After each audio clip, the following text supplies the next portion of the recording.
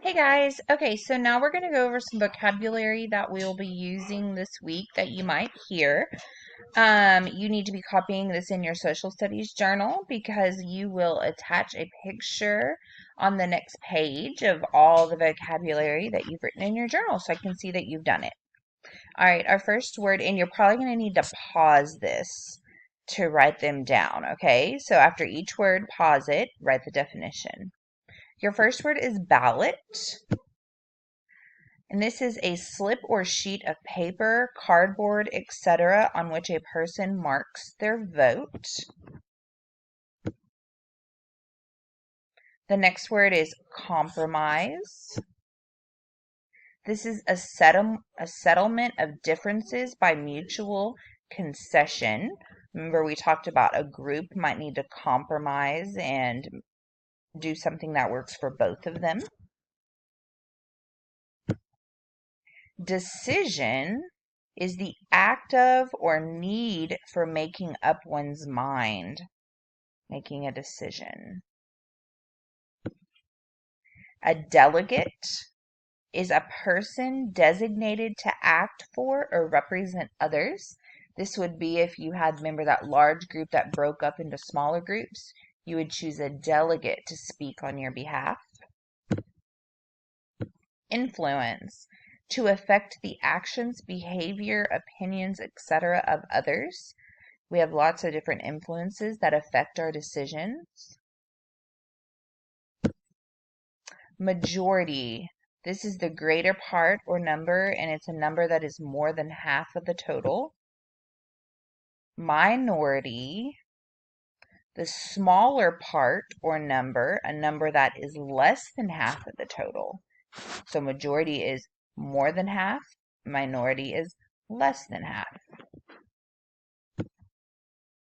All right, vote, a formal expression of opinion or choice made by an individual or group. So a decision is when you make up your mind. When you vote, it's it's a formal expression. So it's where you fill out that ballot and you turn in your choice, and it's very formal. All right, so then the last thing I kind of wanted to go over is a little bit about our United States government. I'm just going to read this. You do not need to copy this. This would be way too much. So it says the United States has a representative democratic government. This means people elect those who represent them in the government, and we call these people elected officials. People elect officials at local, state, and national levels. At every level, people's consent is what gives the government power to act. The Constitution defines how elected officials work together. It defines the principles and structure of our government. Countries face many problems. Some solutions may be good for most people but limit the freedom of others. A representative democracy must balance individual rights with the common good. Effective leaders work to meet the needs of citizens and protect their rights. All right, so we're going to talk a little bit about our federal, state, and then local governments and some of their responsibilities. In the United States, we have a federal government that leads our country, the whole country. The federal government shares its power with state governments. The federal government has the power to print money, declare war, build the military, make treaties or agreements with foreign countries, make rules for doing business between states and foreign countries, create post offices and issue postage, and make laws to enforce the Constitution. Then we have our state government. They control laws within each state. They also have elected officials. The leader of the state is the governor. The governor appoints officials and signs or vetoes bills passed by the state legislature. The governor is also the commander-in-chief of the state's military. Each state has its own constitution, like the United States Constitution. State constitutions must enforce laws in ways that protect the rights of citizens. Then we also have our local governments, and they lead our towns, cities, and our counties. Cities and towns elect leaders called mayors.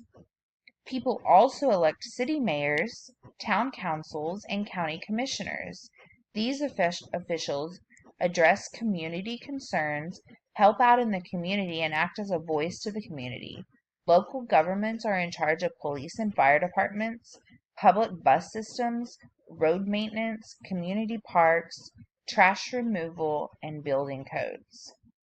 All right, so that's a little bit about the different layers of government and their responsibilities. We're going to dive more into some of this as the week goes on. Now, what I'm going to have you do on the next page is I'm going to pose a question about if you were only allowed to use a pen, pencil, or marker the rest of the year on all your assignments, what decision would you make? And I want you, before you make that decision, think about all the pros and all the cons for each one.